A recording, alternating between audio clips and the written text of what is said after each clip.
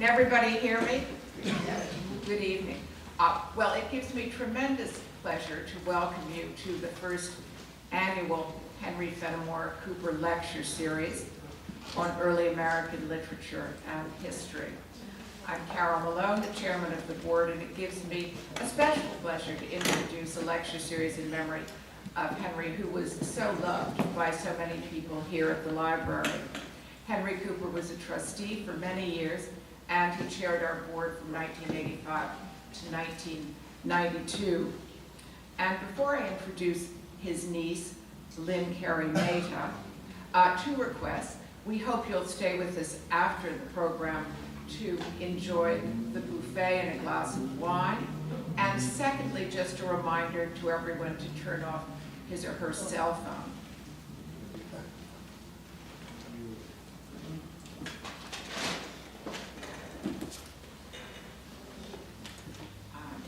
Let me introduce Trustee Lynn Carey Mehta. Lynn's association here at the Society Library began all the way back in 8th grade and has continued ever since.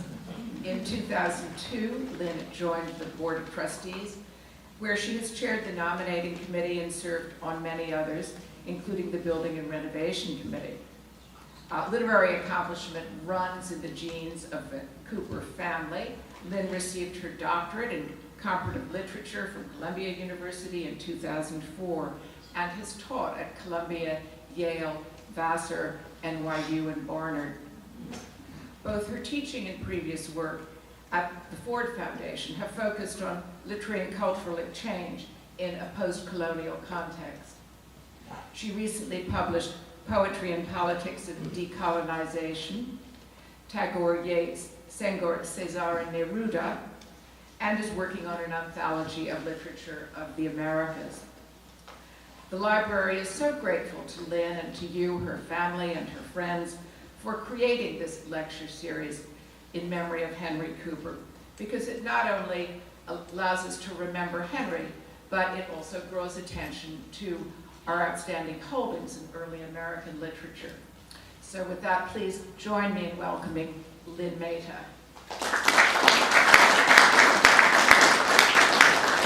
Thank you, Carol. I scarcely deserve to be welcomed. I would just a prelude to Wayne Franklin, who's here to speak to us. James Fenimore Cooper couldn't be a more fitting beginning of these lectures in memory of my uncle, Henry Cooper. His daughter, Molly, is here, and other members of the family. And he loved this place. He really was deeply identified with the Society Library. And we are also delighted to be able to celebrate our ancestor, James Fenimore Cooper, through Wayne Franklin's really splendid biography in 2 volumes, the second of which has come out this year. My first task, I believe, or honor, shall I say, is to make Wayne an honorary Cooper. He clearly knows more about the family than any of us do. It is a remarkable achievement with wonderful depth of detail and understanding of the time in which Cooper lived. I think I should mention, along with Wayne Franklin, the other honorary Cooper should be Hugh McDougall, who was head of the Cooper Society and done an extraordinary job, too, of unearthing all sorts of detail. But Wayne has really brought alive a life and a person whom many say has been underappreciated in the last decades. That happened in part because of Mark Twain's essay, which those of us who love Cooper tend to avoid reading, the literary offenses of James Fenimore Cooper. And that essay occupies an interesting historical moment at the very end of the 19th century when American literature was turning away from Romanticism and towards realism. So it's really a critical battle rather than a personal battle, I think one might say. But reading the biography in later years, last summer, I had the most wonderful time picking out segments to send to members of the family who happened to be traveling in Europe at the time or connected to particular details. They were also vivid. One cousin, for example, was in France, and at the beginning of this volume, Cooper comes to Paris, and in the section Settling In, I quote, "Past the arch, the calèche drove down Avenue de Neuilly, between the severed groves of the Champs-Élysées, where modest groups of well-dressed pedestrians were strolling. Closing the avenue's vista was a mass of foliage, and rising above it were the pointed roofs of different parts of some vast structure, the Tuileries, an old royal palace, begun, and on we go into the history of that place and moment in Paris. The point is that you can walk with, or drive in the calèche with Cooper down these avenues and through his travels in Europe and back to Cooperstown and to Otsego Hall, where he died, and trace the last chapter, his diseases, probably poisoning by mercury, which was a strangely common happening in the 19th century. Mercury was overused as a medical drug. All these details fit into the whole portrait of a period. So Wayne has succeeded not only in capturing a life, but a whole period in which literary culture was being established in the United States. It's a remarkable achievement, and I want to thank him for it. I scarcely need to give any biographical details. He's a professor, a distinguished professor at Storrs since 2005. In his own way as an academic, he's been almost as productive as Cooper, who wrote 32 novels and a dozen or more nonfiction works. Wayne has written or edited about 14 different books, which are remarkable in themselves. And he specializes, as you can imagine, in American literature to 1900, with an interesting additional interest in environmental studies. I really am delighted and so pleased that he's taken Cooper as his subject, and we are very happy to welcome him here today. Thank you.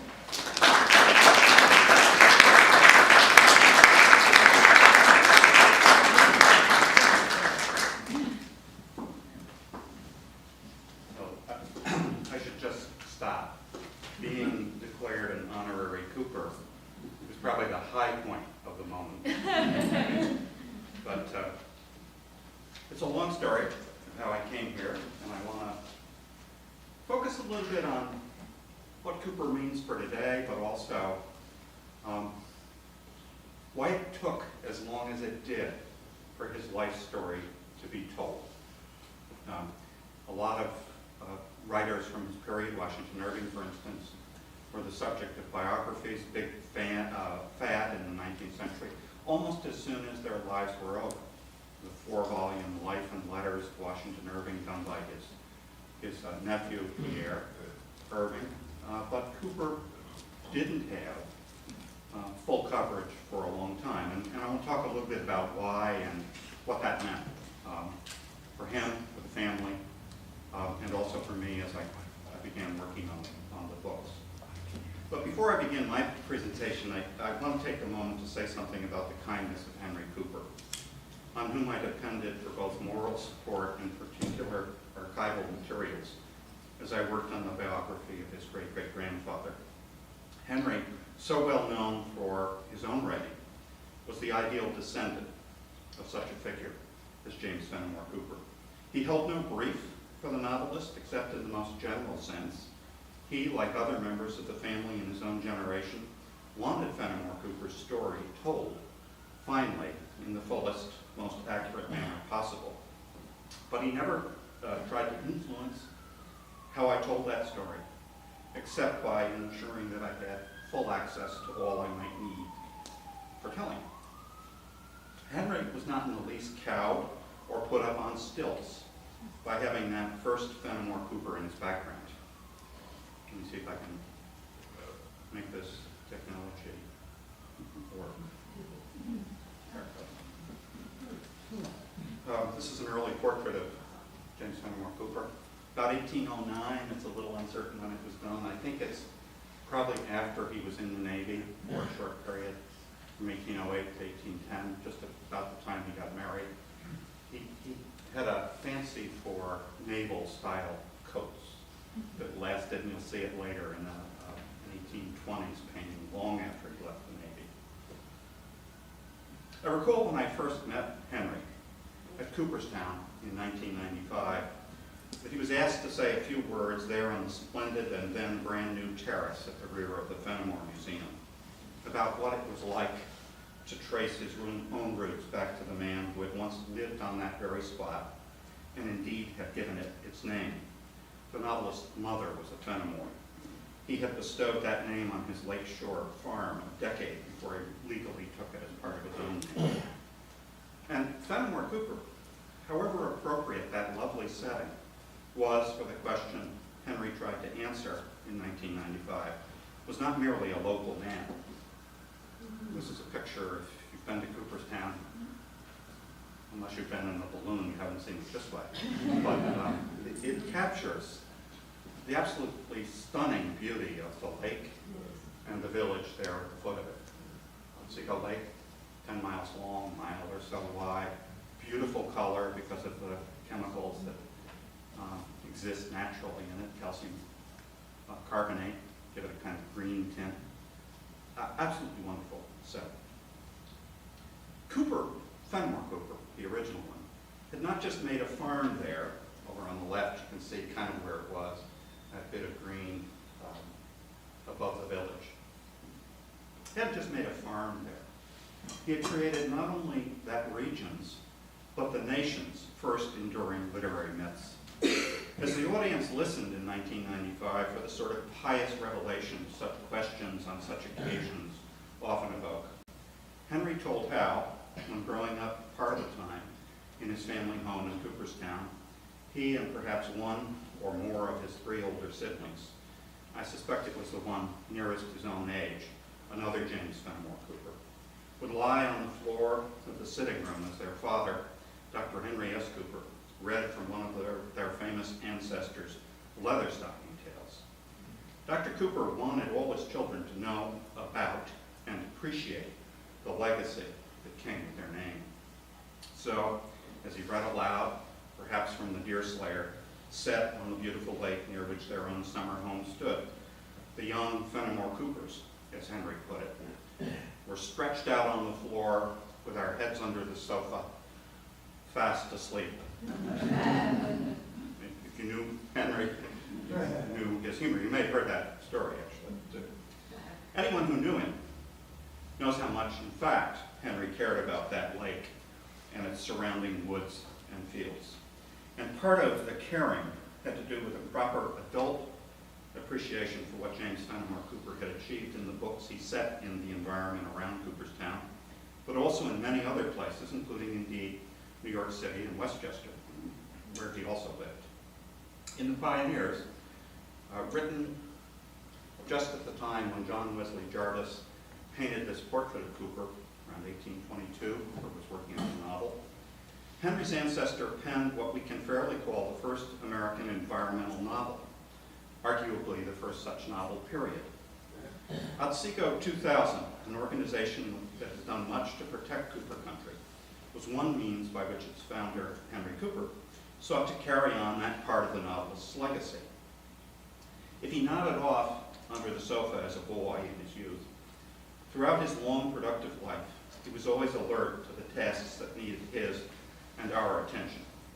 He was moved by a deep affection for the things that mattered to him, which were many and important. And as the indirect beneficiary of that deep affection of Henry Cooper's, I want to say just how much his support meant for me as I worked on the biography of the novelist. Near what proved to be the end of his life, I was glad that I was able to let Henry know that the second volume he had helped enable indeed was finished in the hands of the publisher. I only wish he could be here with us now. He is in spirit. But then, of course, in his actual presence, there would be little need to remember him as warmly as I hope we all do while I speak about his famous ancestor. All that said, I suspect that James Fenimore Cooper himself would not approve of my talk here tonight. So here's where the backstory begins. As far as I know, this is not personal with regard to either Henry or myself. The novelist would not favor anyone coming forward to speak about his life publicly, now or in the future. This fact has much to do with how I came to write the biography and why it took so long, not only for me, but historically, well past the bicentennial of Cooper's birth in 1989, for anyone to work through his papers and make a story out of their manifold, rich, and complex bits and pieces. Cooper, who published his first first book in 1820 was called Precaution. It was anonymous. It was rumored to be, and the rumors stem from Cooper himself, by a lady. So he loved Jane Austen's works and Hannah More's works, read them aloud. His mother, I think, was one source of Cooper's love of literature. She was not able to write, we know because of signatures on documents for which she used an X, but she could read. So she had that capability that was not uncommon in her time, and she loved to read novels and fiction. So Cooper, who published his first book in 1820, soon emerged, very quickly in fact, as the first internationally famous American novelist. And his achievements came at a time when the new nation was sorely in need of stories for domestic consumption and foreign export about what Americans were or might become. One of the stunning things about the background of Cooper is that between 1770 and 1820, when Precaution was published, 50 years, only 100 novels had been written and published by American authors. It's 2 a year. In the 1820s, another 100 came out, so that there was a five-fold increase. Cooper wrote 10 of those. Never, I think, matched as a record. 6 of them were bestsellers. So when I say he really had this formative influence, the figures and the books themselves back that up. He also quickly became famous abroad. And I want to just show you quickly some title pages of 1820s translations of his works. Paris, Brussels. Notice Monsieur Cooper, Americain. That's all you needed. He was identified with the country and the story, and he shaped European understandings of the U.S. and its past and its present and its future. The Prairie, published in 1827, immediately translated into German. Cooper went to Europe, and we'll see a little bit more about that later. Lynn already mentioned it, but he went in part to arrange for better representation of his works in the publishing worlds of contemporary Europe.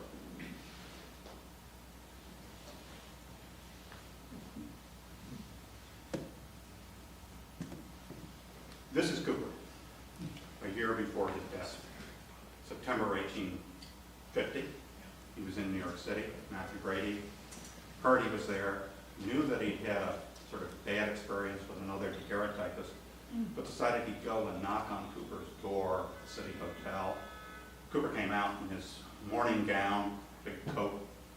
He was working probably on reading proof.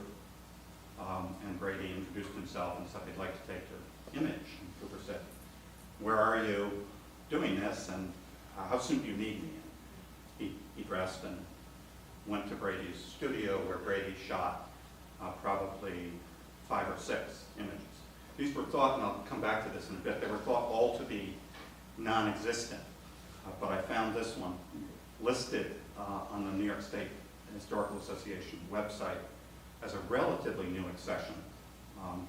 And they had sort of wrong information about it, dated from 1855 and so forth. So I emailed them and said, no, this is one of the missing images. But it shows kind of the other end of Cooper's life, and I'll come back to various versions of this in a bit. Cooper was immensely influential, not only at the time, but also in later literary works, and also, given the effects of his work in Hollywood and on television, in the culture at large. And he continues to exert wide influence abroad. But until I got access to his archive and was able to tell some of the stories it prompted, he was the least well known of any of the new nation's cultural figures. Most important writer, in some ways, not accepting Washington Irving, and yet the least well known. Why should he frown on my presence here tonight? And I don't know if that's a frown quite, but it's not the John Wesley Jarvis image of Cooper just before he had his first serious bout of illness. A florid flush. I think he's actually been out mowing hay in that John Leslie Jervis image. And you can see he's got a kind of a farmer's tan, wearing a straw hat, protected his brow.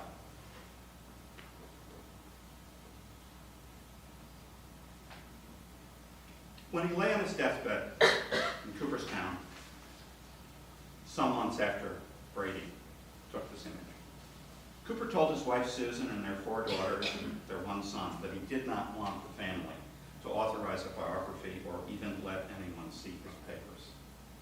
Not all members of the family fully agreed with that prohibition. In fact, 2 of Cooper's daughters, Susan and Charlotte, soon went far enough as to meet with a would-be biographer, Dr. James Wynne, who asked them to grant access to the papers. They were inclined to do so.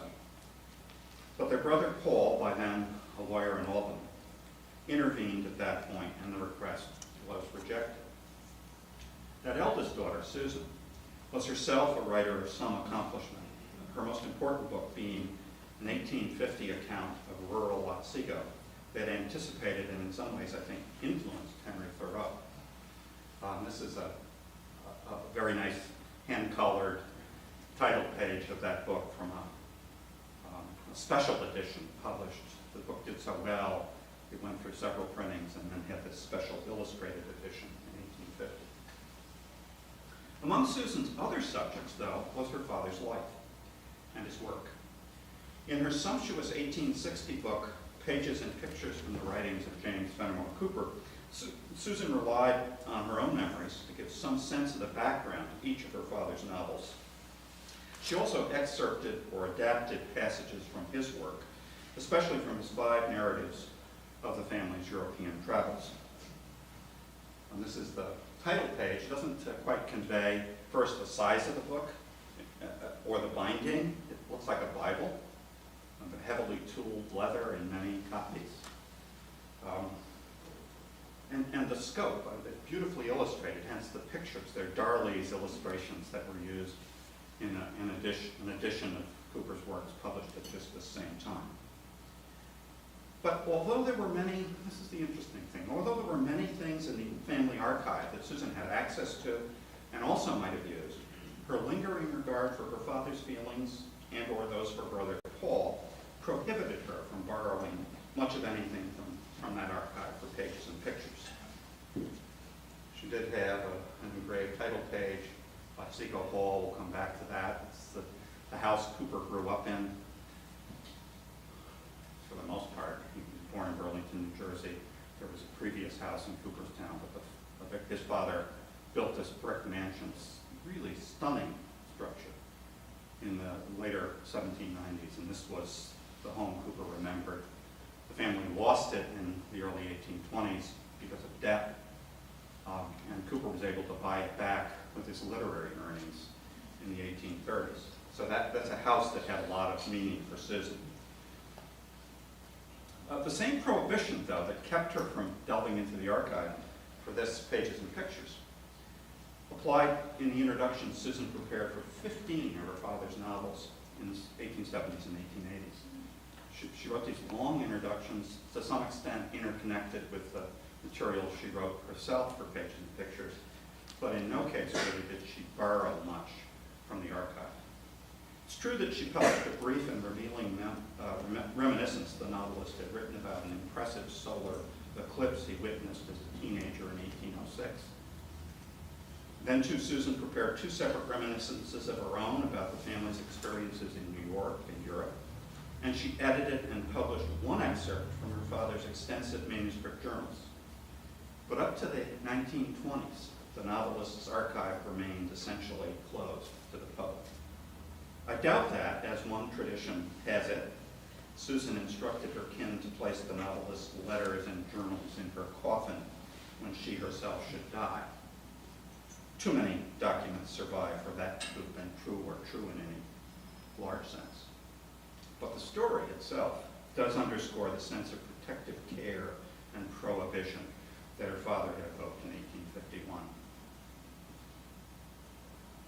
go back to Brady and think about what's going on in Cooper's mind in these last months of his life. He's pretty hale and hearty at this point. We know from what people say who saw him in New York at this time. Brady's own reminiscence just as much. He's eager to have the images made. Comes quickly to Brady's studio, chats with Brady while the process is ongoing. The archive was closed in any case, but it was preserved as the family struggled with the double bind that the novelist had in effect created. Even as Cooper's descendants in those first couple generations kept his papers, they added to the collection by securing letters Cooper had sent to other correspondents, especially members of the wider family. Susan was the curator of the whole until she died in 1894, after which point Paul's son, the novelist's namesake and another Albany lawyer, took over. James II, as I call him, to distinguish him, was inclined to make wider use of the archive than his aunt had done. Eventually, for instance, he edited a hefty collection of the novelist's correspondence, 2 volumes, which his alma mater, Yale, published in 1922. Owing to the natural limits of the family archive, these 2 volumes consisted mostly of incoming letters addressed to Cooper from friends, relatives, and business associates, with a scattering of items from his own hand, mostly retained drafts, items sent to his immediate family, especially his wife Susan, when he was away from home, as he was for long stretches attending to his literary business in Philadelphia or New York. James II went on to deposit much manuscript material in the Yale Library in 1925, hundreds of letters, as well as substantial portions of the manuscripts for some 11 of Cooper's books. James II also allowed various biographers who wanted to tell the novelist's story, but were seriously hobbled by the prohibition on wholesale access to his papers, to make limited use of some of the still privately held items. Even so, before the 1920s and the 1930s and 1940s, Cooper's papers, still in the family's hands, were pretty much untouched and untouchable. This was the situation until as recently as 1988, when, following the death of Henry's first cousin, the next archivist, Paul, or as he was known, Nicky Cooper, the bulk of the novelist's papers, then located in Cooperstown, went to the American Antiquarian Society in Worcester, Massachusetts. Over the years, both James II and Nicky had added items that they purchased on the rare book and manuscript market, items extending the scope not only of the novelist's collection, but also of a parallel collection centered on the life and business affairs of the novelist's father, William Cooper, and James Fenimore's older brothers. By 1988, this was a rich trove indeed. The novelist's papers went to AAS because that library had long served as the partner of a Clark University scholar, James Franklin Beard, no relation, who in the 1940s was tapped by the Cooper family nearly a century after Fenimore Cooper's deathbed injunction to at last produce the first fully documented and authorized life of the novelist. James Beard had exclusive access to the papers remaining in Nicky Cooper's hands, meaning, of course, that no one else could use them except through him or the family. Yet, when Beard himself died in 1989, the year after Nicky Cooper, the family was surprised to find that he had written very little of the promised biography. You can think of a curse connected to the prohibition in some regards. Only 2 short drafted chapters surfaced when I looked at Beard's papers. I'm intrigued by the fact that this biography, supposedly the focus of Beard's work for almost 50 years, was never finished, or indeed even properly begun. In practical terms, I'm not unhappy by that, because I dreaded that maybe there was 2/3 of a biography done, and I couldn't imagine trying to get inside Beard's head at the same time I was trying to get inside Cooper's head and finish an unfinished manuscript. So I didn't. I proceeded and worked with the papers myself. Still, I've often wondered what caused Beard to default on the promise that had gained him access to Cooper's paper in the first place. And I think I know the answer. I imagine that it stemmed from Beard's primary virtue as a scholar. He was a meticulous man who wanted to properly lay the groundwork for his magnum opus. He therefore began his labors by assembling and editing all of Cooper's known letters and journals for a 6-volume collection that was published by Harvard from 1960 to 1968. So he worked on that first from the late 1940s to the late 1960s. Although the family, this was a major effort, although the family collection provided the starting point for this effort, many more items were brought to light by Beard's exhaustive search of public and private collections located virtually around the globe. It's a remarkable achievement. And I would say when I was working at AAS, I read all the manuscripts they had in Cooper's hand. And I only found one case in which Beard had made a mistake in transcription. And that's because he was using a Xerox from Nicky Cooper's collection. And in the original, as I saw because it was in front of me, there was a tear and part of one line was folded over and obscured the previous line. And I was able to very carefully unfold that torn portion or the folded portion and recover 2 words. And that was the whole of what I found Beard had missed. And the reason for it was clear.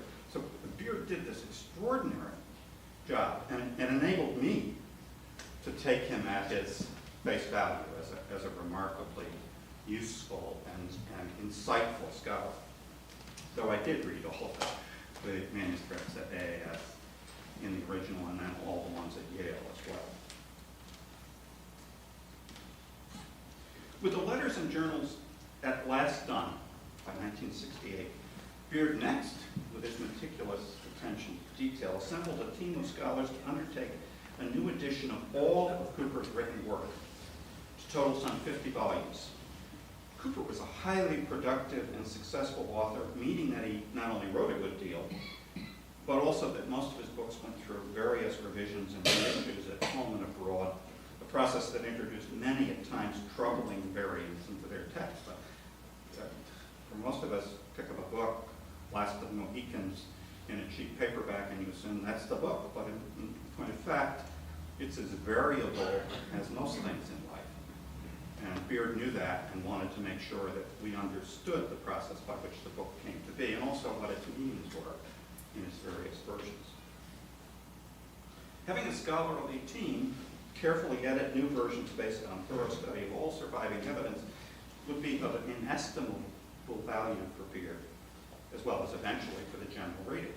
And this second, even more ambitious project launched by Beard was well underway at the time of his death. It wasn't just a pipe dream.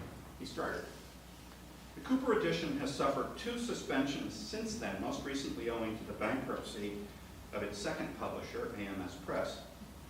But now, I'm happy to report that owing to a conversation, I was able to initiate the State University of New York Press, the original publisher of the series before AMS, has just agreed to resume the edition. The sort of editorial work involved in this venture is painstaking and time-consuming. Scope and seriousness of what Beard proposed and launched is evident from the fact that to date, from 1980 to 2017, only half of the anticipated Cooper edition volumes have been issued. Half, about 25. I obviously did not, nor could I, wait for that venture to be completed. The Cooper family, always supportive of Beard's labors and those of the editors he assembled, was interested most of all, it seemed to me, in bringing the novel's life story to the fore. And so was I. But the family was also somewhat wary after having waited 40 years for Beard's biography to materialize when I first contacted Henry Cooper in the fall of 1992 about my interest in the subject. He therefore stressed that the family did not want to simply replace Beard with any single new scholar. It therefore wisely, I think, decided not to give exclusive access to anyone else, even as it reserved the right to screen would-be biographers. Mary Dearborn, whom you may know as most recently the biographer of Hemingway, contemplated taking on Cooper back then, but eventually passed. A pair of young researchers similarly thought about producing a biography about the time I began my work, but little came of their effort. Little has come of their effort. The upshot of these incompletions has been that from 1994 until now, I've pretty much been left alone with Fenimore Cooper as a biographical, though certainly not as a literary subject. Been plenty of work on Cooper, but without the life story in some coherent form, criticism sometimes is itself incomplete. And there's a lot of speculation on Cooper's character, his relation to his father, so forth, much of which is pretty shaky. What interested me about Cooper as a subject in the most general sense was the challenge of writing a story about such a prodigious storyteller, so inventive a storyteller. Cooper, furthermore, had not had his own story told very well across preceding decades. And there are lives of Cooper from almost the time of his death, and I'll mention a couple of these in a minute, up to last year. Nick Loris, a British scholar, historian, published the life of Cooper. None of them were based on work with, significant work with primary materials. Also, and Lynn mentioned this, Cooper has come down to the present era with various unflattering and usually inaccurate anecdotes and judgments clinging to him like barnacles. Or in the case of the most famous negative judgment, that of Mark Twain, like a giant octopus. Barnacle just, I like the image of Mark Twain with his hair as an octopus. And I like Mark Twain's piece on it. It's uproarious. It's also wrong-headed. But if you start objecting to it, you realize that he's pulling your leg in good part. He's making you be overly serious. Although the two volumes of my biography do attempt to cover a variety of complicated matters about Cooper and his career, including this issue of his personal and literary reputation, I've tried most of all to make the text read well as a human story. The more technical information, for instance, particularly in Volume 2, about the business side of his career, which was very important given his preeminence in the field of American fiction, and his motives for writing. He was dead broke, and so was his family when he started it. All of that is, I tried to keep below decks in the footnotes, the cavernous hole of the book of scholarship. Even so, the story proper is a long story, and I must leave it to my readers to judge whether it brings Cooper to life as I wish it to. I'd add 2 points. First, as long as it is, it was longer. Believe me, John Kulka, who was my editor at Yale, knows this well. The second volume, I think it was 1,706 pages when it went into Yale in manuscript. And I said, look, I realize this is big, but I've cut it already, monstrously. And when it went back to Yale after 3 readers had read it, 2 of whom said, well, it should be 2 more volumes, not 1. And one of whom said, didn't say that, but liked it well enough, urged it to be cut in certain ways. I cut 700 pages from it. So the great thing about computers is those pages are all preserved, and then they'll go in some repository, so they can be searched if anybody's crazy enough to want to do that. Second point, aside from the question of length, is if Cooper's papers, and this is not about the family, it's about Cooper, and I think his misapprehension of where his reputation stood at the time of his approaching death. If Cooper's papers had been accessible to earlier generations of scholars and readers and historians, it would not have been necessary for me to do what I had to do, which was organize the records at the same time that I tried to make a story out of them. So it's not just a matter of note cards and the story tells itself. It's a matter of understanding what a bill from a stereotypist in Philadelphia has to do with correspondence Cooper has with his British publisher. That's not self-evident, so you have to organize that information. And often, for those who read closely, you'll see that I say a lot about unlocated letters. I interpret the content of letters that Cooper that we don't now have from surrounding material. So there's a lot of inference, kind of filling in the lines. I try to do that carefully.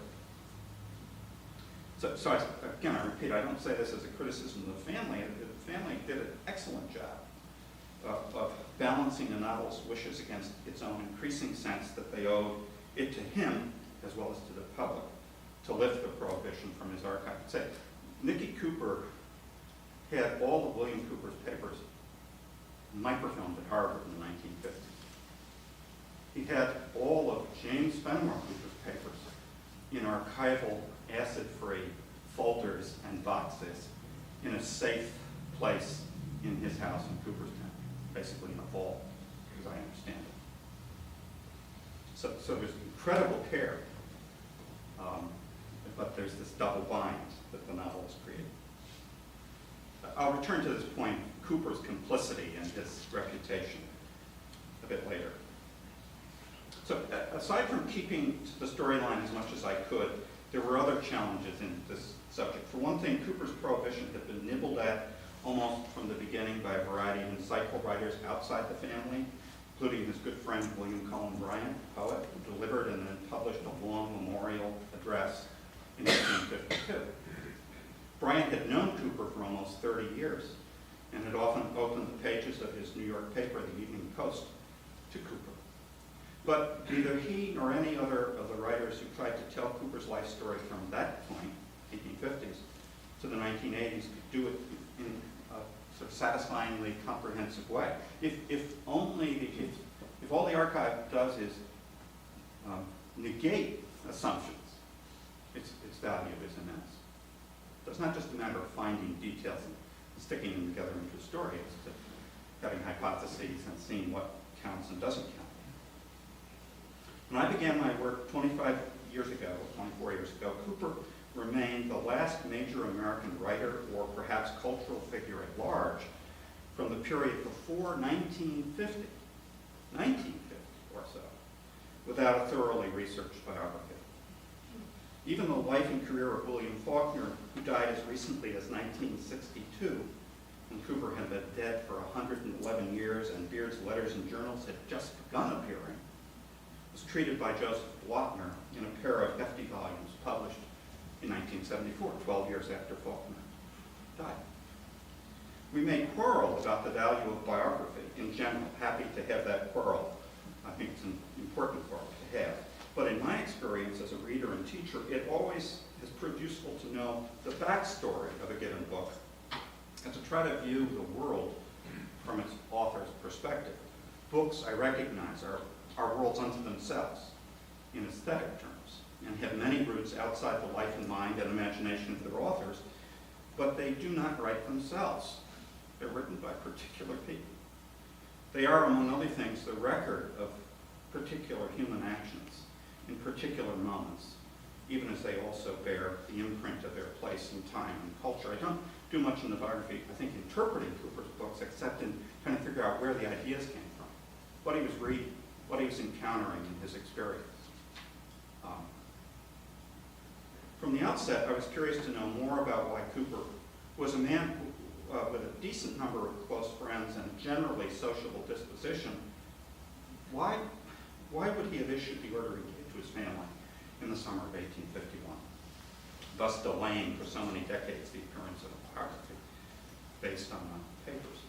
And I was curious, as already indicated, about how his family and descendants had dealt with the consequences of that order in greater depth. So I read James Fenimore Cooper II's letters in the Boston Public Library to Mary Elizabeth Phillips, who was writing a biography of Cooper in 1913, completely unauthorized, but she knew about James, prominent Albany attorney, and she wrote him, and he behaved as you'd expect he'd behave, as somebody who wanted to help and make sure the story, if Phillips told it, was as accurate as possible, but wouldn't let her have access to paper. So what he did was he read her manuscript and then provided responses to various issues based on his understanding of the archive. Very interesting process.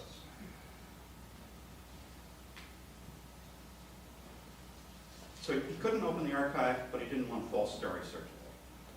When Phillips later pressed James II to let her name him as the owner of various items to which he referred in his private comments on her book, comments through which she was able to incorporate some of the information at two removes in her biography, James II nonetheless decided not to allow her to name him.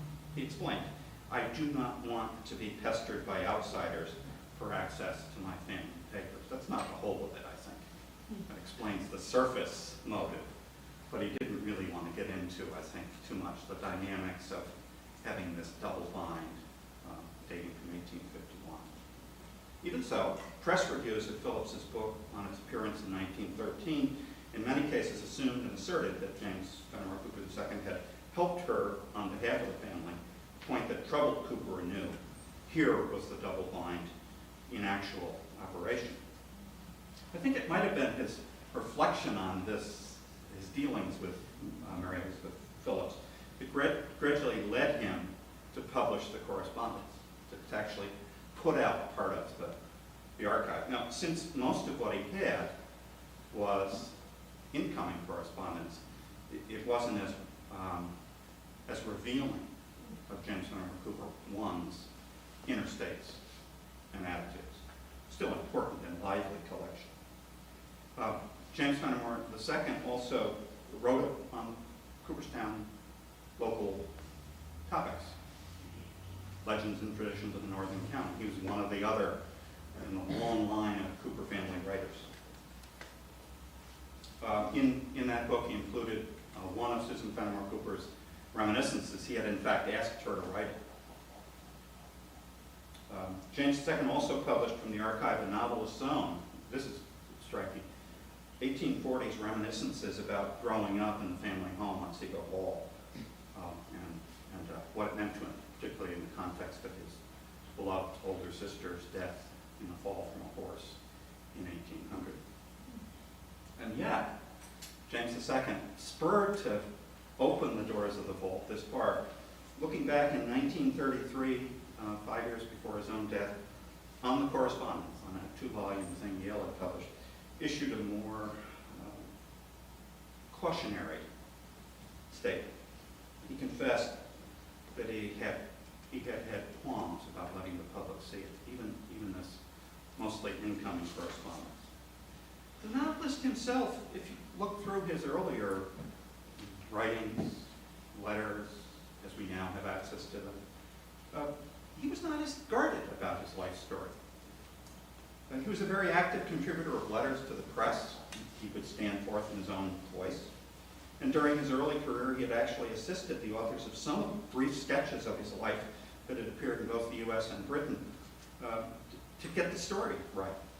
He contributed material for it. In several instances, he'd also written about his own experience more extensively, most notably in the series of 5 illuminating travel books that Susan drew on for pages and pictures. Cooper was no Emily Dickinson or J.D. Salinger or Thomas Pynchon in this regard, as well as in others. He wasn't a sort of private writer, very public.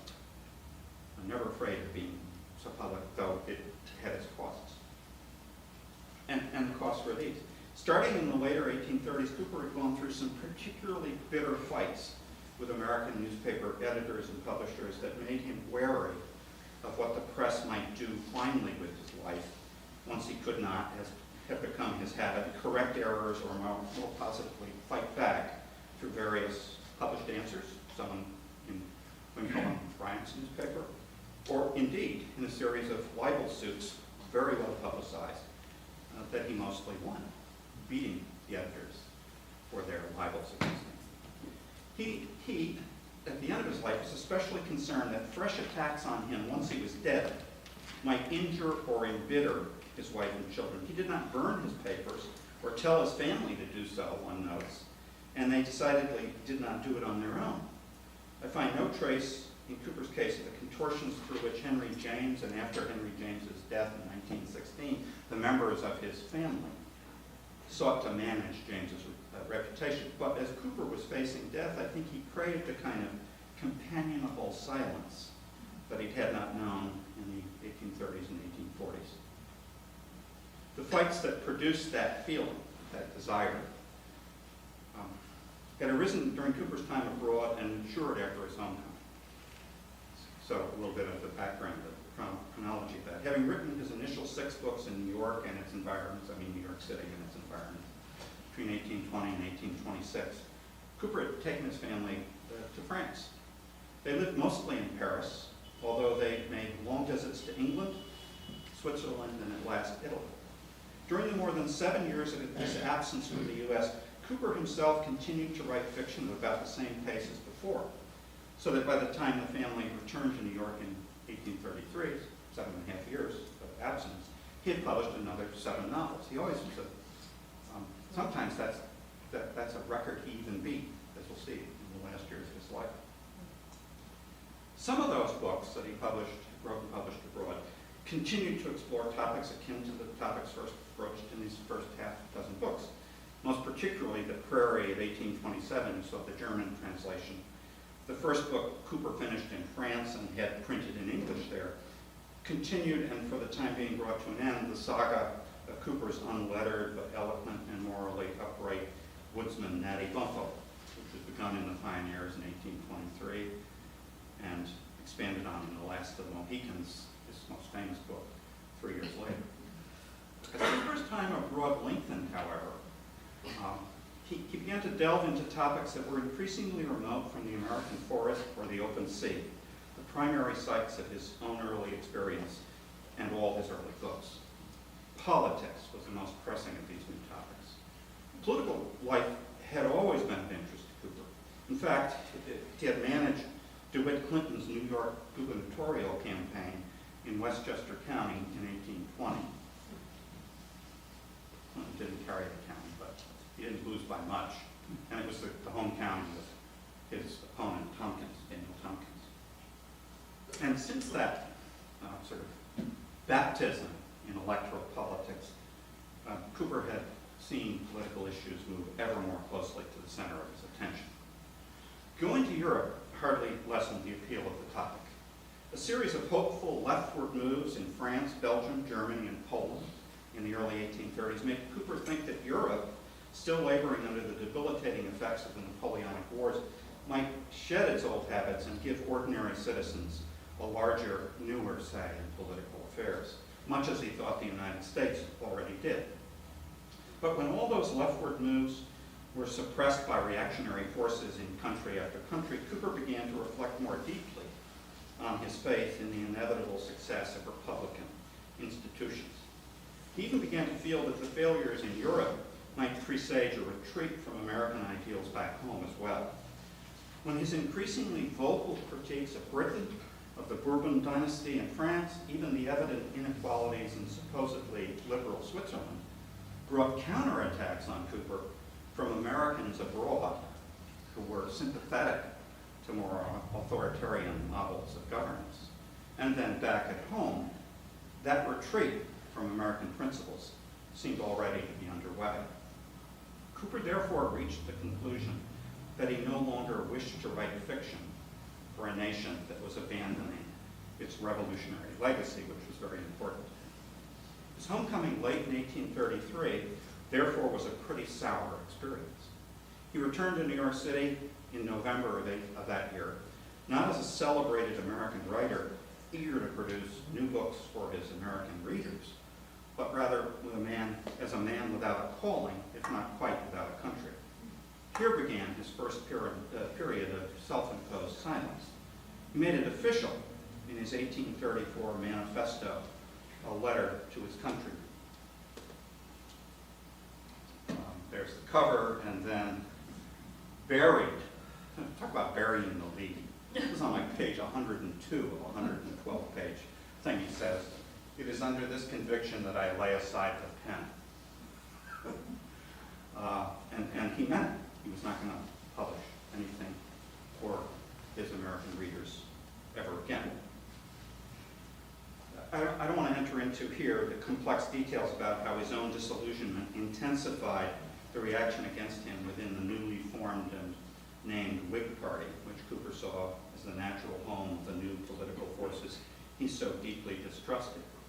He had grown up in the conservative Federalist household of his father, but by the early 1820s had moved leftward to become a Jeffersonian and then a Jacksonian, following the lead of his patron, DeWitt Clinton. Most of the newspaper owners and editors with whom he tangled from 1834 on had abandoned Clintonian politics, which they had shared with Cooper, and now targeted him for his closeness to Andrew Jackson. This was especially true of Cooper's very close early friend, William Leete Stone, of the New York Commercial Advertiser, who had wholeheartedly, warmly supported Cooper in the 1820s, but by the 1840s had become his vocal, bitter opponent. Cooper had stayed overseas long enough, I think, for his own interests to sharpen and deepen and shift, but also for the country and those left behind there to fundamentally shift their own positions and values too. This is why the homecoming, in stark contrast to the warm, affectionate leave-taking Cooper had experienced in 1826 with a huge public dinner, people seeing him off on the ship that took him and his family to England and then on to France. Very, very different experience on his homecoming. In the 1830s, Cooper managed to repurchase and restore his father's now ruinous mansion in Cooperstown, which had been sold at a sheriff's sale in 1821 at the nadir of the Cooper family's economic collapse, a topic I cover in Volume 1. Thereafter, Otsego Hall, as pictured in Susan's tribute to her father, provided Cooper's wife, widow. She died very shortly after him. He died in September 51. She, at the very start of 1852. But then the children, their first permanent home. But the nation, whose story Cooper had told in so many popular tales, a fair number of them connected to Otsego and Cooperstown, the nation was not so easily reclaimed. Cooper, nonetheless, could not remain silent for long. He brought one unfinished book, an Antarctic allegory called The Monachans, home with him from France and finished it in 1835, then issued his travel books, sort of skirting the question of whether he was writing novels again. An allegory about the Antarctic didn't count, as he thought. And besides, it predated his I'm not going to write again. And the travel books were written in the first person, so they weren't really fiction either. By 1838, he was, however, once again writing novels in earnest. For whatever his opinions of the country's current political state or the press, Cooper had his being on the printed page. He always had since 1820. When the second of his newest novels in 1838, called Home Is Found, and rich in satire on the contemporary American scene from Manhattan to Cooperstown, led to fresh, ever more vicious personal attacks in the press, Cooper took on the local newspapers and then those in Albany and New York City. He eventually sued 8 of the publishers for libel, owing to various items they had inserted in their papers, sometimes as supposed reviews of his books, sometimes as commentary disguised as news on him, or the libel suits. Of the 16 suits that proceeded through the courts to a final verdict, Cooper lost only one. He argued several on his own, too, as his own attorney. He had a nephew who was an attorney, his son Paul became an attorney, but he, Cooper, himself, in the courtroom, stood up and argued the case as brilliant. Most famously, he did that when he entered into arbitration over a suit stemming from William Leete Stone's 4-part attack on Cooper's History of the Navy of the United States in 1839, another of Cooper's publications. I want to say something in particular about this contest with Stone, as it offers illuminating insight into Cooper's character and talents and his reputation. First, some background. So the key episode singled out, and this is the first big history of the U.S. Navy, the first real history of the U.S. Navy. Cooper had been in the Navy. He had many friends in the Navy still, so he wanted to tell the story and tell it as well as he could. But the fights with the press concerned one tiny episode in this history that covered from the colonial period up to the end of the War of 1812. Key episode singled out in Stone's pieces was the 1813 Battle of Lake Erie. There's Thomas Birch's 1814 view of that now at the Philadelphia Academy of Art. This engagement, however important for the war, had long been a focus of intense bickering between champions of its nominal hero, Oliver Hazard Perry, and his second-in-command, Jesse Duncan Eliot. That the supporters of the now-dead Perry were all Whigs, while Eliot was a famous Democrat and Jacksonian, will suggest how one kind of fight was laid over others in this very partisan period. Sounds a little familiar. Too familiar. Cooper had at first favored Perry, as most naval officers did. But having reviewed all the evidence he could find, he decided that Eliot deserved more credit than he usually had been accorded. That rather mild conclusion, and he understates it in the history, brought down on Cooper the fury of another old friend, Oliver Perry's brother Matthew, who sent out word that Cooper was to be attacked mercilessly for daring to disagree with what Cooper rightly came to view as the Perry faction. A four-part review in Stone's Commercial Advertiser in June 1839 was written by the then president of what is now Columbia University, William A. Dewar, with some matter by Stone himself added at the outset. Dewar, who had family ties to the Perrys, was now not known for his dispassion as a scholar or a person, or indeed for his honesty. I say that, aware that there are Columbia grads in the room, but this is his own problem, not the school's, obviously. And I'll give you an instance of why I think poorly. I think Dewar was a poor human being.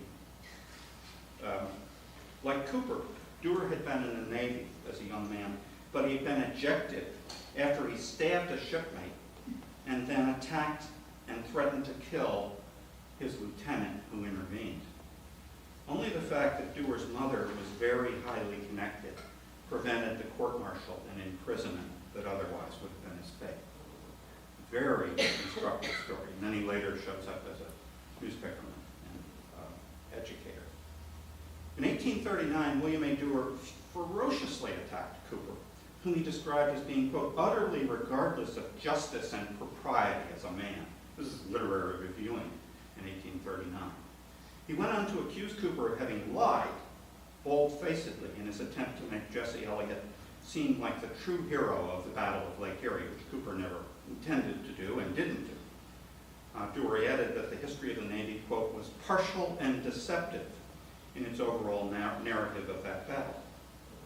In a long published, reasoned answer to Dewar and his other opponents on the Lake Erie business, Cooper clinically demonstrated that it was Dewar who lied by, for instance, falsifying evidence, silently alighting parts of Cooper's prose and other men's statements so as to invert their actual meaning and give the appearance of truth to Dewar's own warped views. So he left parts of Cooper's prose out without using ellipses, and the parts he left out were the parts that ran entirely counter to Dewar's interpretations of the passages or the events. It's very striking. I recognize that all sides in such contests may play foul, and I have no wish to support Cooper simply because he happens to be the subject of my biography. But it's clear that Dewar lied repeatedly and that Cooper was blameless of all the charges Dewar preferred. No question. For the arbitration with Stone, so you couldn't sue Dewar because Dewar was the author, you could sue the publisher, Stone. Stone was also indicated he wrote part of the first review.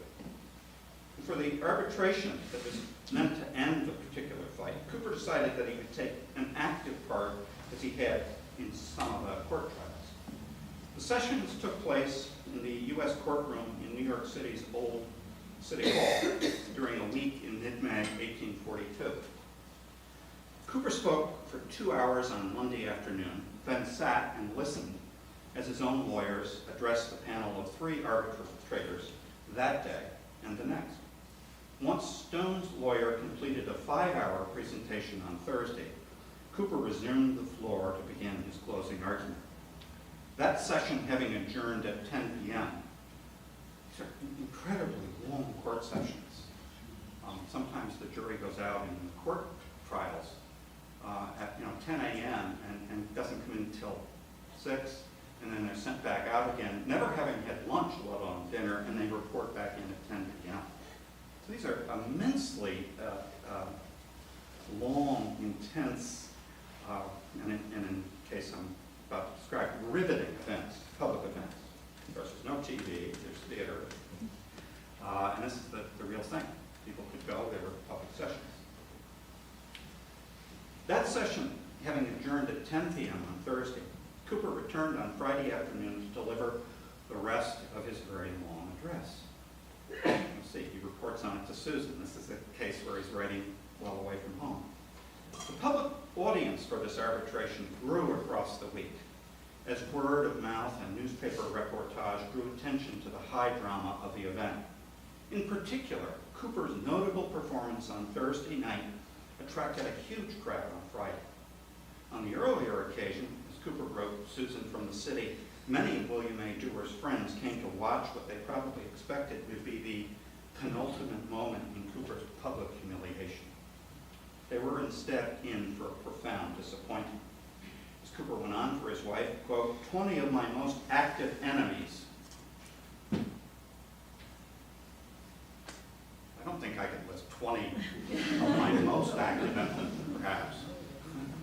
But that gives you a sense of the scale of this fight. 20 of my most active enemies were there. One in particular, the Whig lawyer and politician Ambrose L. Jordan, merited special attention from Cooper. In 1815, almost 30 years earlier, 28 years earlier, after Jordan had publicly mocked Cooper's recently dead father, Cooper had chased him with a horsewhip through the streets of Cooperstown. Jordan said he knocked Cooper down by hitting him on the head. I'm not sure that that's true. But it was a fight. It was a real fight in the street fight, as it was called. Cooper had cooled down since then, preferring to use the law to deal with such opponents. Jordan had not. In 1845, 3 years after this event in City Hall, in fact, Jordan would have a fist fight in open court with the state's attorney general, which he was to become later, Jordan. After which the sitting judge threw both lawyers into solitary confinement for 24 hours. Colorful times. Cooper may have expected some similar fracas on the present occasion. He continued for his wife. Jordan took a seat directly opposite to me, and for 3 hours, as Attorney Marshal Bidwell closed Stone's case, Jordan's, quote, eyes were riveted on Bidwell. When Bidwell sat down and Cooper arose, Jordan was within 6 feet of the novelist. For half an hour, Cooper continued for his wife, I could see that his eyes were fastened on my countenance. The hatred must have been palpable. No doubt Jordan hoped to derail Cooper by the implicit threat of his scrutiny. But this was to be Cooper's moment of triumph, not Jordan's or Dewar's or Stone's, as he delivered a spellbinding narrative of the whole extensive Battle of Lake Erie, managing it with diagrams and doing it in such a way that everybody understood where the ships were, who captained which, and what were the outcomes of the various different engagements. Jordan's stare broke. Then, Cooper continues, his head dropped, and for an hour it was concealed. Then, he could stand it no longer, got up, and went out. He was soon followed by Stone, Dewar, and all that set. When Cooper resumed the next day, that was Thursday, when Cooper resumed the next day, the throng of people packed into the courtroom hung on his every word. I now spoke 6 hours with minimal notes, Cooper reported, and all that time the most profound silence prevailed. I do not believe a soul left the room. When I closed, there was a burst of applause that the constable silenced, and 100 persons crowded around me, 2/3 of whom were strangers.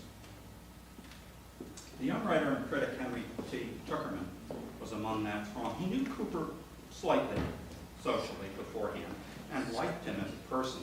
But he also had been negatively influenced by the virulent press attacks on Cooper and the rumors about his character, which they had sent floating through the country. Now he was astounded by Cooper's remarkable self-vindicating performance. Here's Tucker. We could not but admire the self-possession, coolness, and vigor with which the author played the lawyer, almost alone in his opinion on Eliot and Perry. He stood collected, dignified, uncompromising, examined witnesses, quoted authorities, argued nautical and naval precedents with a force and facility which would have done credit to an experienced barrister. When he described a battle and illustrated his views by diagrams, it was like a chapter in one of his own sea tales. So minute, graphic, and spirited was the picture he drew. He quoted Cooper's naval history as if it were William Blackstone on the common law. He indulged in reminiscences. He made digressions and told anecdotes. He spoke of the maneuvers of the vessels, of the shifting of the wind, of the course of the fight, like one whose life had been passed on the quarterdeck. Not surprisingly, Cooper won the arbitration, and that despite the fact that the three arbiters were all Whigs. Even the man Cooper himself had named, and another he and Stone had named together.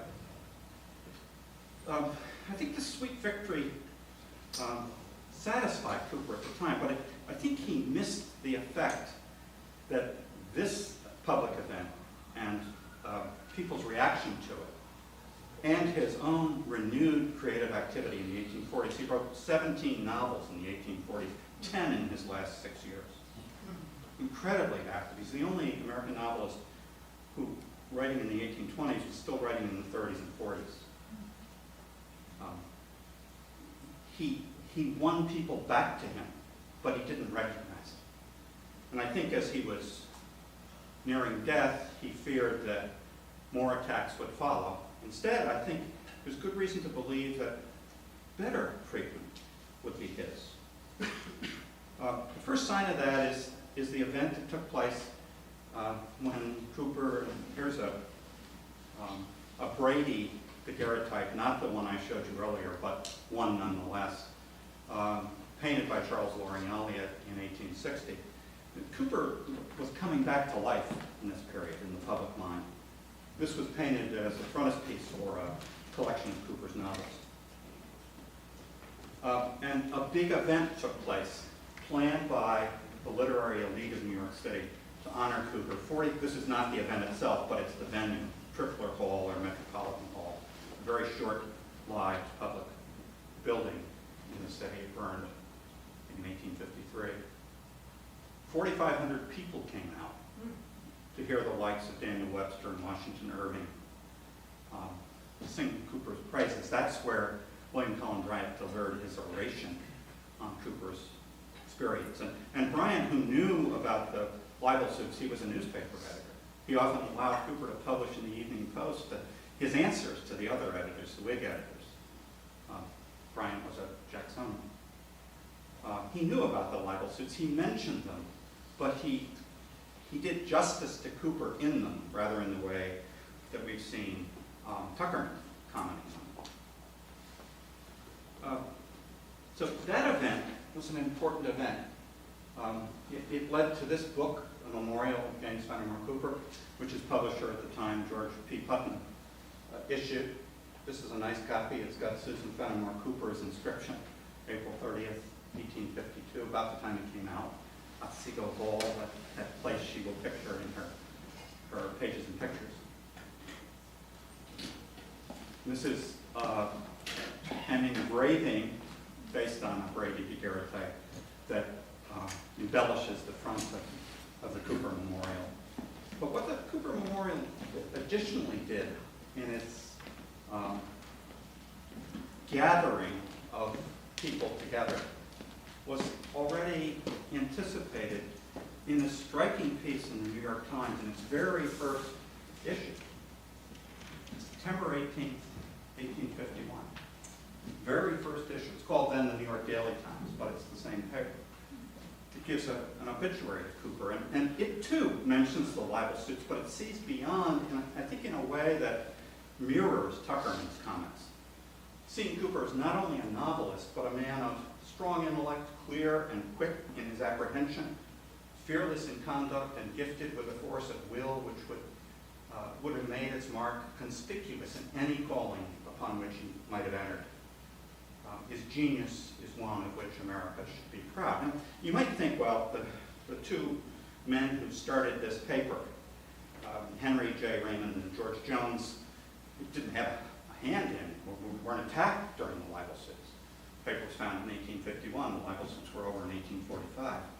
But in fact, both men, Raymond and Jones, had worked for publishers Cooper had sued and beaten. So they well knew from the inside the dynamics of that whole process. And they, in part, founded the New York Times to be a paper that rose above partisanship. And I think their praise of Cooper in this obituary is meant to signal their rise above partisanship and their calling for a different level of public discourse. These are some of the men, I don't know if you can read the names, all men, by the way, who attended or sent letters to the Metropolitan Hall event in February of 1852. Nathaniel Hawthorne, Washington Irving, he was there. William Cullen Bryant was there as well. Henry Wadsworth Longfellow, Herman Melville, heard of him. William Gilmore Simms, Samuel F.B. Morse, a longtime friend of Cooper's, inventor of the Morse code and the telegraph, but of course also a great painter, when Cooper had spent time in Paris and also in Rome. The one person who strikes me as marking, like the New York Times, this potential shift in Cooper's reputation that had Cooper not issued his interdiction for the family might have led to a very different fate for Cooper in the 19th century. I think Mark Twain, who actually worked in New York printing circles in the early 1850s as a young man, probably picked up some of the animus that was still lingering in the print shops of Manhattan. But I think Mark Twain, whatever his motives, would not have been led to issue the Fenimore Cooper's literary offenses. The one that strikes me, partly because of his own fate, is Herman Melville. So Melville didn't attempt. He wrote a letter from Pittsfield. This letter, as published in the book, is a little bit faked, because he wrote it in December when he thought that the event was going to take place in December. And it misread his handwriting. I'll give you the correct version in a minute. But he wanted to write the letter. He didn't know Cooper personally. He should have. They're both upstate natives. Cooper born in Burlington, New Jersey, but for all intents and purposes, an upstater. With New York City connections, and more so, personal connections. When Cooper went to school in Albany as a boy, he knew Melville's mother, Maria Gansford, well. He knew her brother, Peter Gansford. He remained a close friend of Peter Gansford throughout his life. His last trip to Manhattan, March of 1851, he stops and spends a night in Albany so that he can have dinner with Peter Gansford and other friends. So they should have met, they didn't meet, but what was telling is the way in which Melville acknowledged the prescience of Cooper, not only as a sea novelist who had cleared the way for his own sea fiction. Cooper also benefited from Melville's early books, but also as a kind of public intellectual, somebody who, despite his troubles, marked what role somebody like Cooper, or maybe Melville in his own conceit, should have held. So Melville writes this letter right at the time when Moby Dick is appearing in the fall of 1851, just after Cooper's death, and before it's entirely clear that Melville's fate has been sealed by the inability of the reading public to understand Moby Dick.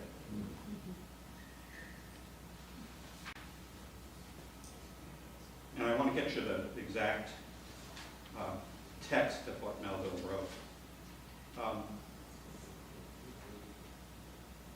He was, Melville insisted, not the contentious figure the Whig press at once made him out to be, but rather a figure, quote, so very dear not only to American literature, but to the American nation as well.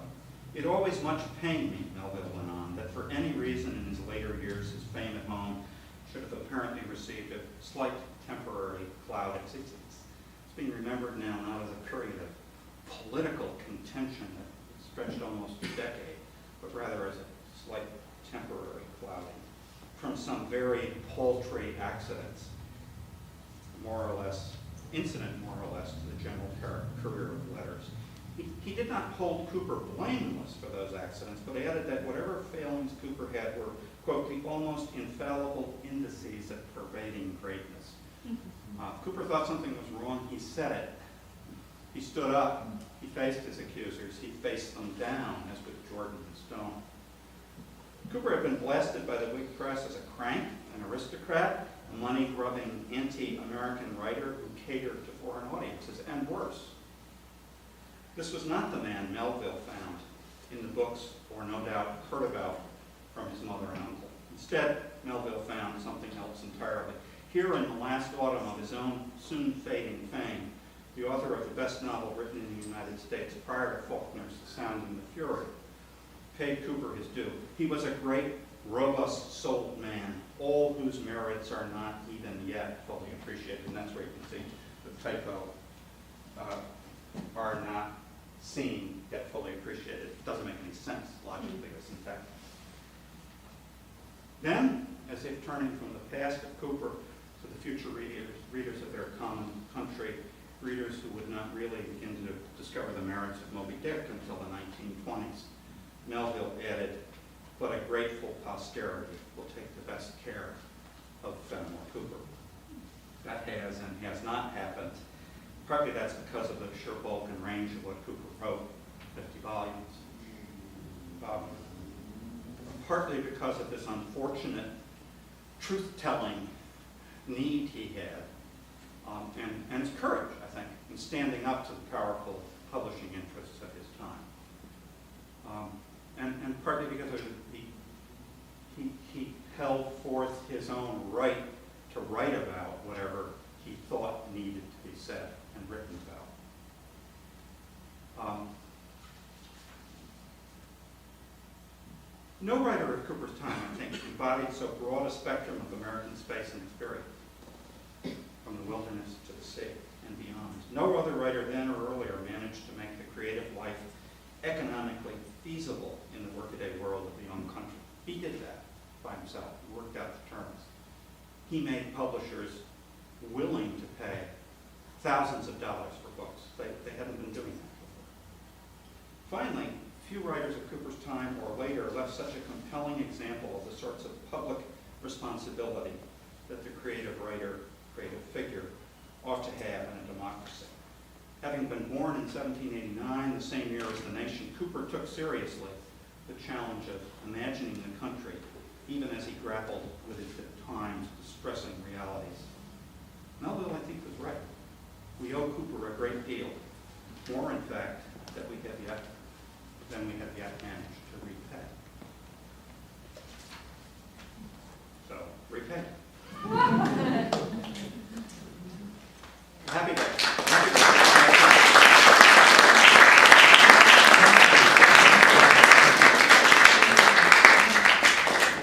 I have a question to ask. So first, Sure. My name is Tom Wallace, and along with Steve Bonzel, Hoyt Spellman, Peter Swords, we all knew Henry for more than 60 years. Yes. Which is a long time. Henry was very important in our lives. I had an interesting professional contact with the Cooper family. Yes. I've been a publisher and an agent. In the early 60s, I was the editor who brought Paul Fenimore Cooper's Island of the Lost to T.P. Putnam, Yes. which is about the Franklin expedition of 1844. People looking for Franklin was looking for the Northwest Passage. They were frozen in the ice for 2 years. They all perished. Although diaries were found in the early, 20th century, some of these men walked within 10 miles of the Hudson Bay outpost. Also, I have been involved in getting Henry's work into electric book publication, Open Road Media, best electric publisher. The question that I have is, well, it's a speculation, or more than a speculation. Is it possible that James Fenimore Cooper's reluctance to have a biography was due to the financial reverses and fiascos that were then reversed of his father, and that, of course, that he himself took up in the Temples of Templetown, which was a not very thinly disguised autobiographical novel about the Cooper family. And my question for you is this possible that is one of the main concerns that there not be a biography that would go further into this family history of his father's misfortunes? Is that a possibility? So I think my response should be whoops. Would be Whoops, whoops. because I did it. And as I took, I haven't read your book, so I don't know. okay. But see, Maybe you won't want to. It does seem to me significant that we have the records of all of that, including William Cooper's problems, through James Fenimore Cooper's preservation of the archive. So when he went to France in 1826, he did not own a home in the United States. He had no place to leave his own papers. His father's papers were with a lawyer in Cooperstown, William Campbell. Some of Cooper's papers he left, I think, with the Delanceys in Westchester. Some he left with Campbell himself. He had not been back to Cooperstown when he left in 1826. He had not been back in 9 years. So it hurt him what had happened to the family. He became a writer because he thought he might make money. He had a friend, a British banker, who moved to New York, Charles Wilkes, the uncle of the explorer of the same name, who knew the inside of Walter Scott's story and knew Scott had made a lot of money. He had banking connections in London, Charles Wilkes.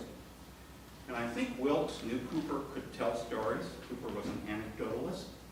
And I think he suggested to Cooper, whose financial plight he understood, that Cooper might just turn a buck by telling a story. And I think Cooper did think he could become the American Scott. It's an outrageous notion. If you're on the edge of bankruptcy, literature is not the way out. Ever, right? And yet for Cooper it was. It was. That's what happened. It happened in part because he was very cagey about how he managed his career. I think in the 1840s, after the homecoming and the upsets and the struggles with his old friends who were now his enemies, and the fact that his earnings were decreasing, one of the reasons he wrote 17 books in the 1840s was his books were earning about half what they did in the late 1820s. He was under incredible pressure to keep afloat. When he died, Otsego Hall was in his family's possession. His wife died 6 months later. The children had to sell it. It became a girls' school because they could not maintain it. So despite all the money he earned, which is hundreds of thousands of dollars by modern standards, he was hard-pressed. And I think he felt that very deeply and privately in the 1840s. And you can see in some of the books that the anxiety about property and the loss of property, very clear if you read the books as autobiographies. And I think not only Home is Found, the Templeton story, but his 5 Hudson Valley novels of the mid-1840s are those sorts of books too. They're very autobiographical. So it's possible that Cooper would have been reluctant to have that story shared. On the other hand, he was very proud of having pulled himself out of the hole his family had left him in. He didn't lose the money in the 18 teens, his older brothers did, and it was largely because of debts his father had not managed very well. So the interest accumulated, and with the fall of real estate values after the War of 1812 was over, the family was bankrupt. And that Cooper cleaned it up, and then because he had borrowed against his expected inheritance, he had to find some job. He'd been thrown out of Yale, he'd given up the Navy. He was a gentleman without a job, without a career, so he invented one. So he was very proud of that. I think had he wanted that story not told, he would not have saved the papers. The thing that I most prized that Henry did for me was that he gave me, in one of our meetings, a microfilm of documents which I think were in his hands. The microfilm was made by the New York State Historical Association in Cooperstown, but the documents were not there. But they may have been there in the vault.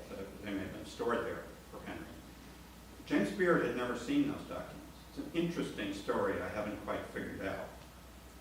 Alan Taylor, who wrote the very good book on William Cooper, and who dealt with Nicky before Nicky's death, he went and saw the archive in Cooperstown before it was transferred to Worcester, told me that Nicky, and this is why Nicky would have, I think, microfilmed William's papers, Nicky wanted to write a book about William.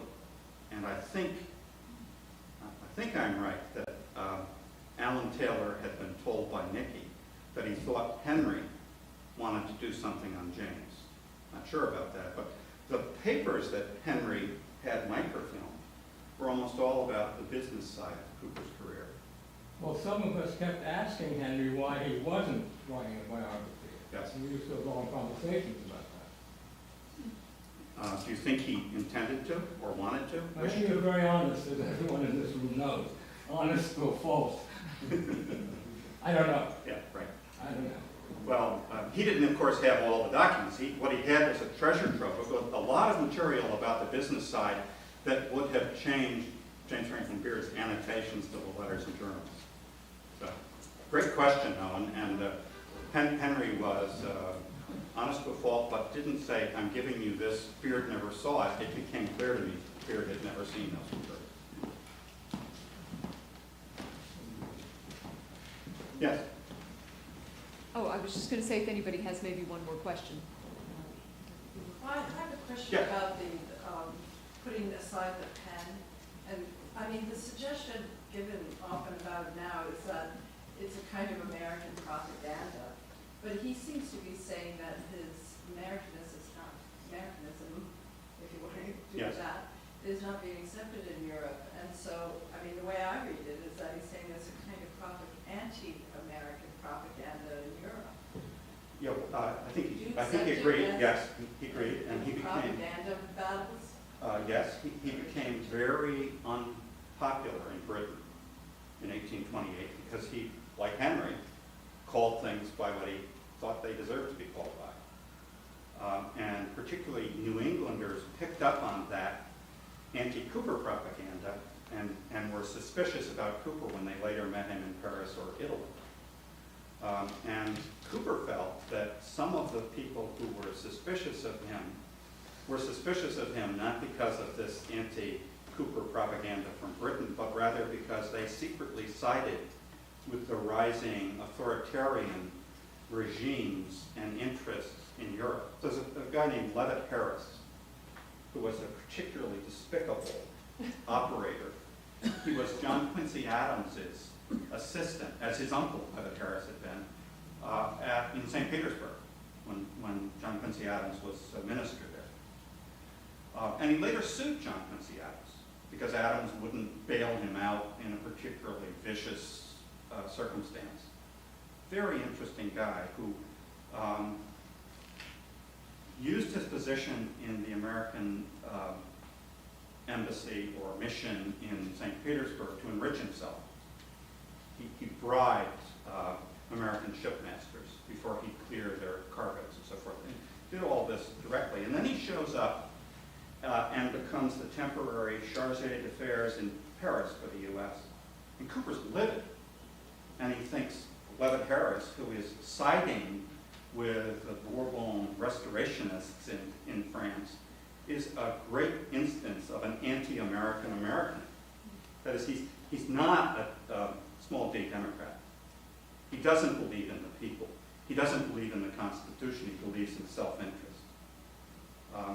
And part of Cooper's withdrawal from authorship is triggered, I think, or part of the motive is triggered by his perception that many Americans abroad are Europeanized, too Europeanized for the country's own good. So in this allegory that he publishes in 1835 when he comes back, there are different countries, one called Leap High, one called Leap Low. The countries are peopled by monkeys. This is crazy, but bear with me. And he has one whom he calls a leap high, eyes, leap low, her. And what he means is a Europeanized American, because leap high is Britain, leap low is America in Andy Jackson's reign. And this character is based on Levitt Harris. So there are particular people who attack Cooper, begin attacking Cooper, because he's too radically leftist in his politics in Europe. And then their partisans in the United States begin echoing the same thing. So I think there's anti-Cooper propaganda. I don't think Cooper's so worried that European countries are behind the wall on a kind of international Republican revolution, but he's worried that Americans may be backsliding by aligning themselves with the reactionary forces in European countries. But it's a fascinating subject. Thank you so much. Thank you so much for coming.